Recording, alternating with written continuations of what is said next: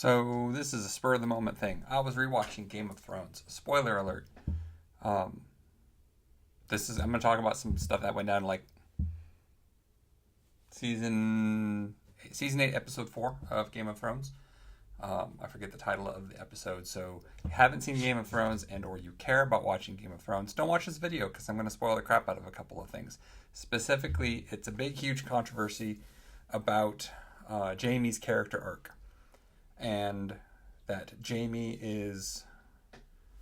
he goes through quite a bit of a quick summary. He's a horrible person, does bad things, goes through a lot of redemption, um, stops seeing a toxic, horrible partner, and then falls in love with, and begins dating, to use a modern phrase for what they were doing, a very good person. And one of the things that you see quite consistently over the period of time where Jaime is going through his redemption arc is that when Jaime is around good people, he does better. And the big challenge that Jaime runs into towards the end of that, where he ultimately makes this final choice that he is a horrible person, and he is a bad person, and he is a despicable person. Thus, he cannot be with the good person, and he goes to be with the despicable person.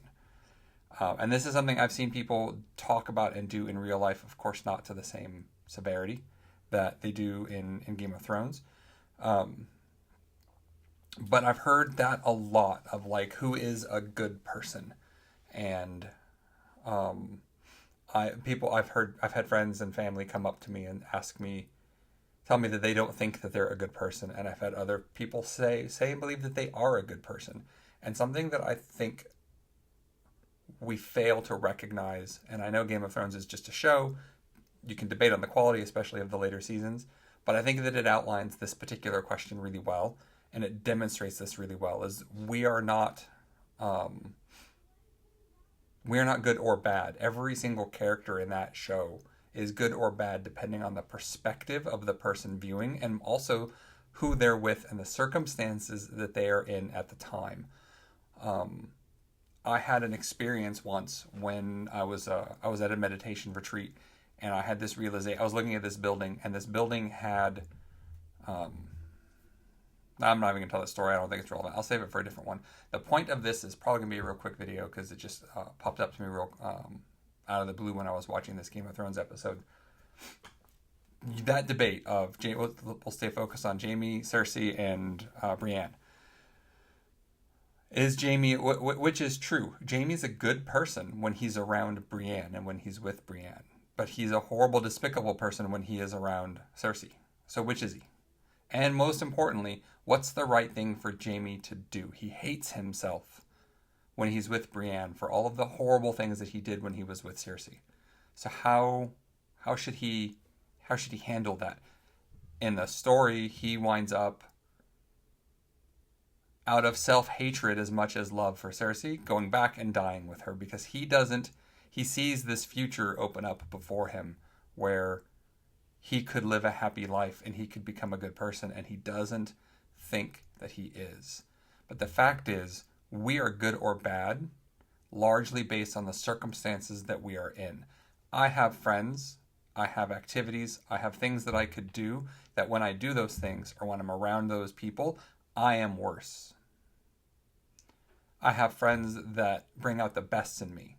I have friends that help me be smarter, and I have friends that help me be kinder, that help me be the person that I want to be.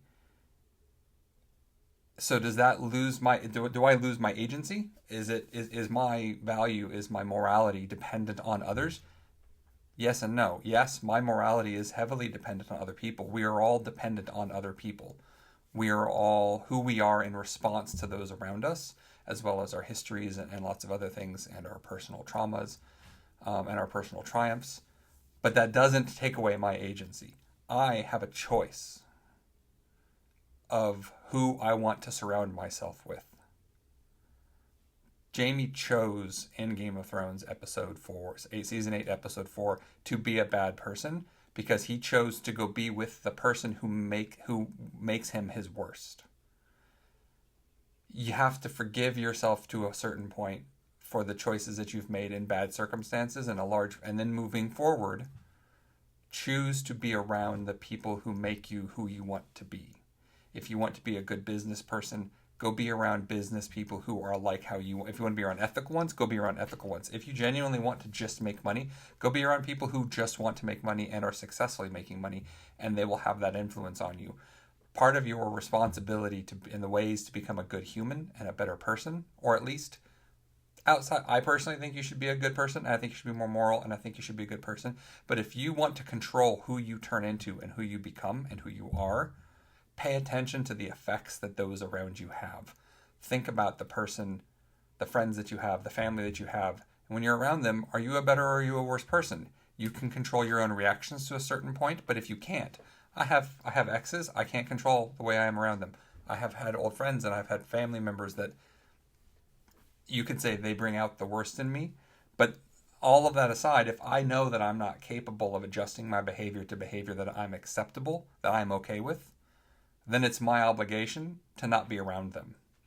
Because if I choose to be around them, I'm choosing to be the person that I am in their space, or when they're influencing me. I'm not sure how much sense this made, but it struck me really clearly when I was watching Game of Thrones this time that this was Jaime's choice. He chose to be a bad person because he chose to go back to the person that makes him bad.